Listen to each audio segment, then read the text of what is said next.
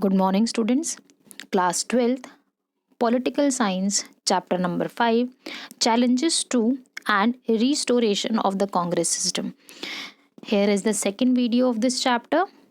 In this video, we will study that who was the political leader after Nehru and how he became the leader और उनके time period पे हमें कौन कौन सी problems को face करना पड़ा, हम इसके बारे में स्टडी करेंगे. Let's start our topic. Topic start करने से पहले थोड़ा बहुत हम लोग लाल बहादुर शास्त्री के बारे में एक ब्रीफ इंट्रोडक्शन ले लेते हैं. और एग्जामिनेशन पॉइंट ऑफ व्यू से बेटा ये टॉपिक्स इंपॉर्टेंट होते हैं क्योंकि कई बार एग्जाम में 2 मार्क क्वेश्चंस के अंदर किसी भी एक पॉलिटिकल पर्सनैलिटी, और इस बुक में बहुत सारी ऐसी पॉलिटिकल पर्सनैलिटीज़ हैं जिनके रिगार्डिंग क्वेश्चंस पूछे जाते हैं. तो first we will read about Lal Bahadur Shastri. Lal Bahadur Shastri 1904 के अंदर पैदा हुए और 1966 तक इंडियन सिस्टम के अंदर अपनी सर्विसेज को दिया इन्होंने. Prime minister of India, he was the second prime minister of India. After that he participated in the freedom movement since 1930 and he was a minister in UP, cabinet general secretary रहे कांग्रेस के. minister of union cabinet from 1951 to 56 when he resigned, taking responsibility 51 से लेकर 56 तक, यानी कि नेहरू के cabinet के एक इम्पॉर्टेंट मेंबर रहे और उन्होंने रिज़ाइन कर दिया जब रेलवे एक्सीडेंट हुआ और उसकी पूरी रिस्पॉन्सिबिलिटी खुद ली उन्होंने. And from 1957 to 64 coin the और उसके बाद जय जवान जय किसान का स्लोगन दिया जो कि बहुत ज़्यादा फेमस हुआ. तो वी विल स्टडी कि ये जय जवान जय किसान का स्लोगन कब आया और इसके पीछे के ऑब्जेक्टिव्स क्या रहे उनके. ये स्लोगन इंपॉर्टेंट है बेटा, कई बार 1 मार्क क्वेश्चन में या मैच द फॉलोइंग में आ जाता है क्योंकि हम आगे 1-2 स्लोगन्स और पढ़ेंगे तो मैच द फॉलोइंग में कई बार पूछा जाता है. From Nehru to Shastri. शास्त्री के साथ बेटा आप 18 मंथ्स का एक टाइम पीरियड रहा जब उन्होंने सिस्टम को संभाला. तो he was there from 1964 to 1966.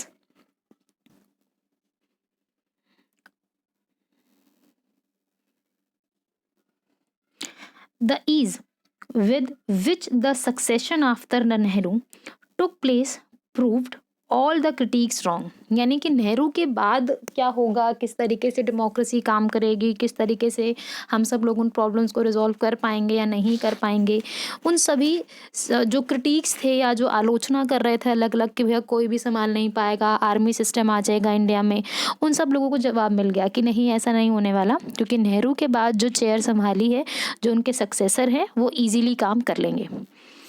When Nehru passed away, के कामराज, इनका नाम बेटा कई बार आएगा, अपने नाम याद रखना है. The president of Congress party consulted party leaders and Congress members of the parliament and found that there was a consensus in favor of लाल बहादुर शास्त्री. अब एक चीज़ ज़रा ध्यान से समझेंगे बेटा, हम लोग जब किसी भी पॉलिटिकल पार्टी के बारे में बात करते हैं, जब पॉलिटिकल पार्टी के बारे में बात करते हैं तो हर एक पॉलिटिकल पार्टी का अपना लीडर कह सकते हो या चेयरमैन कह सकते हो. कॉमनली हम वर्ड यूज़ करते हैं president of a political party. तो हम यहाँ पर कांग्रेस के बारे में बात कर रहे हैं इधर, ठीक है. और उस टाइम पीरियड पर कांग्रेस के जो चेयरमैन रहे या प्रेसिडेंट रहे वो कौन थे, के कामराज. तो के कामराज ने कांग्रेस पार्टी के जो सीनियर लोग थे उनसे, और वो लोग जो कि कांग्रेस के या कांग्रेस पॉलिटिकल पार्टी को इंडियन पार्लियामेंट के अंदर रिप्रेजेंटेशन दे रहे थे, वो लोग से डिस्कशन किया और आपस में मिलकर सभी ने एक यूनानिमस डिसीजन लिया कि हम सभी लोग एक फेवर देते हैं, और लोगों ने लाल बहादुर शास्त्री के नाम पर फेवर किया कि हाँ, हम सब लोग इनको वोट देंगे.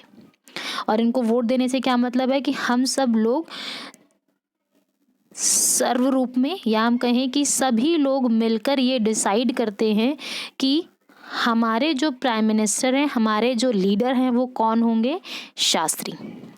He was unanimously chosen as a leader of the Congress parliamentary party, यानी कि कांग्रेस जो कि पार्लियामेंट के अंदर काम कर रही है, पार्लियामेंट में जो लोग रिप्रेजेंटेटिव बैठे हैं उन सभी की तरफ से डिसीजन आया, सर्वसहमति से, यूनानिमसली सभी लोगों ने मिलकर डिसाइड कर लिया कि उनके लीडर कौन होंगे, शास्त्री होंगे, and thus became country's next prime minister, second prime minister. Shastri was uncontroversial leader. Uncontroversial का मतलब क्या है कि उनके ऑपोजिशन में कोई खड़ा नहीं हुआ। ऐसा नहीं कि भाई शास्त्री के साथ कोई और व्यक्ति आ गया और बोले भैया नहीं मुझे भी प्राइम मिनिस्टर बन रहा है, फिर वोटिंग होगी, फिर दोनों में से मिल किसी एक को डिसाइड किया जाएगा, ऐसा नहीं हुआ। कोई उनके अपोजिशन में आया नहीं, क्योंकि उनको ये था कि शास्त्री से बेहतर कोई लीडर हमें नेहरू के बाद नहीं मिल सकता। From UP, who had been a minister in Nehru's cabinet for many years and had become to depend upon lot on him on his मतलब in his last year, यानी कि नेहरू के टाइम पीरियड को अगर हम लोग देखें तो नेहरू के टाइम पीरियड पर वो इम्पोर्टेंट मिनिस्ट्री संभाल चुके थे। और जब नेहरू साहब की तबीयत ज़्यादा ख़राब होने लगी तो उस दौरान भी नेहरू को बहुत ज़्यादा असिस्ट किया, उनकी हेल्प की कई डिसीजंस को लेने में।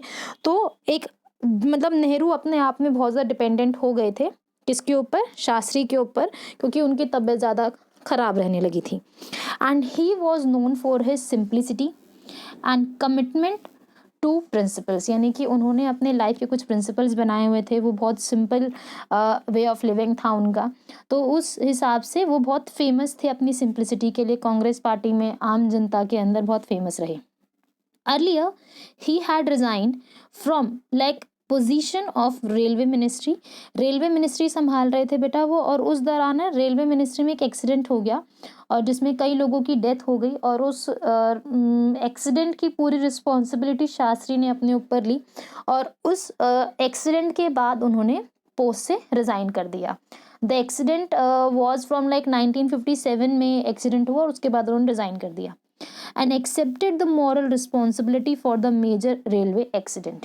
तो it was a very big thing कि मिनिस्टर जो है अपनी रिस्पॉन्सिबिलिटी समझ रहा है और उसको लगता है कि शायद अगर उसके टाइम पीरियड में ये सारी प्रॉब्लम्स आई हैं तो आगे भी शायद कभी ये प्रॉब्लम हो सकती है, तो लोगों की जान से वो नहीं, मतलब उनको टेकन फॉर ग्रांटेड नहीं ले सकता, और इसलिए उनको लगा कि शायद उनके काम करने के तरीके में कुछ गलती है, इसलिए उनको उसको काम को उन्होंने छोड़ दिया।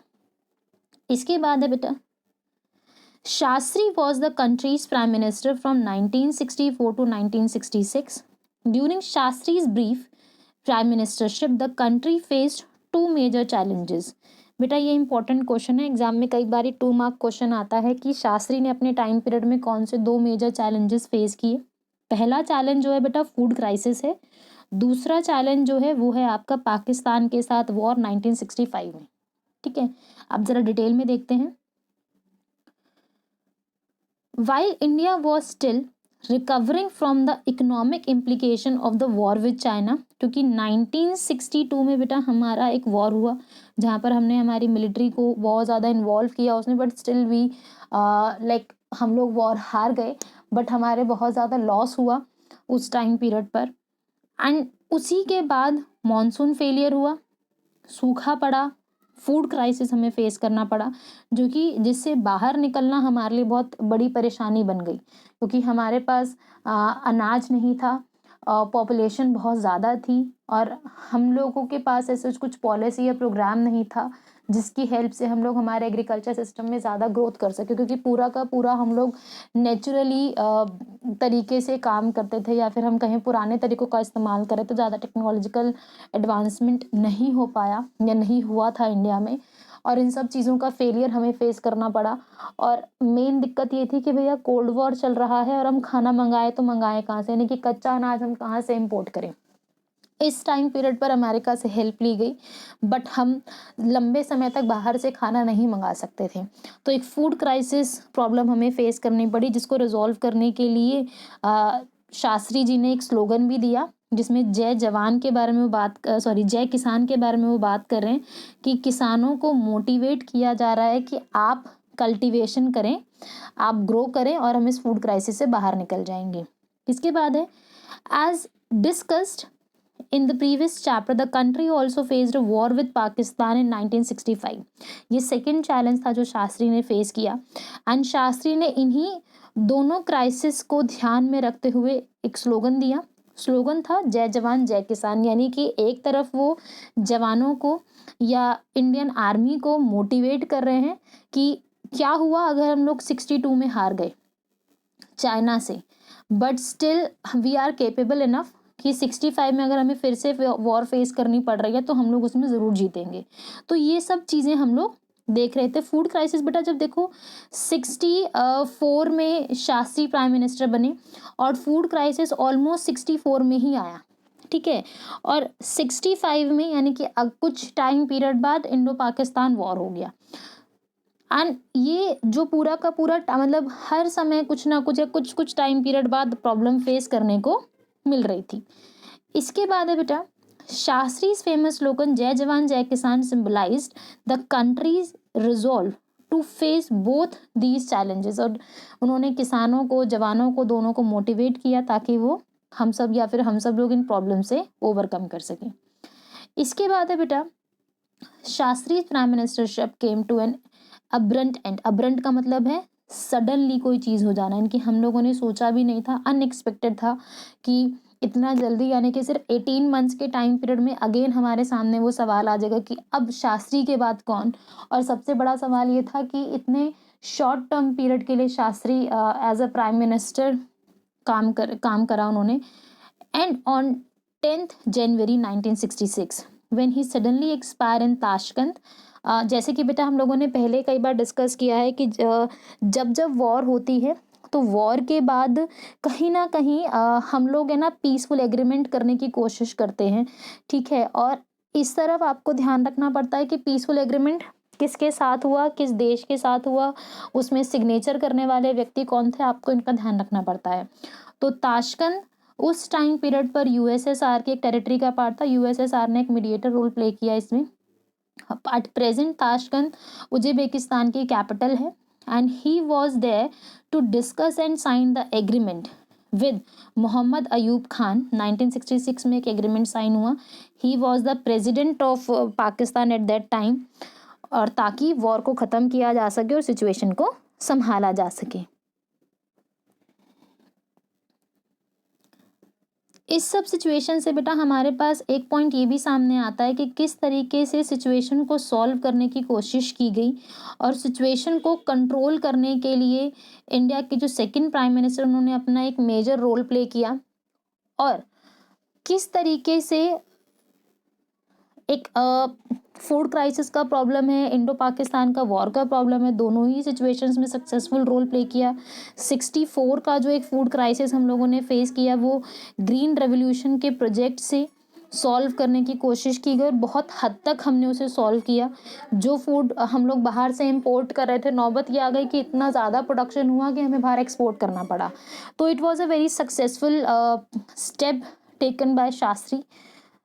आफ्टर दैट अब जब शास्त्री जी की डेथ हो गई 1966 में 18 मंथ्स के टाइम पीरियड के बाद ही, तो उसके बाद हमारे पास सिस्टम में कौन है एज अ पॉलिटिकल सक्सेसर, वो किस तरीके से काम किया, वो किस तरीके से सिस्टम में आई, उसके बारे में हम लोग नेक्स्ट वीडियो में देखेंगे।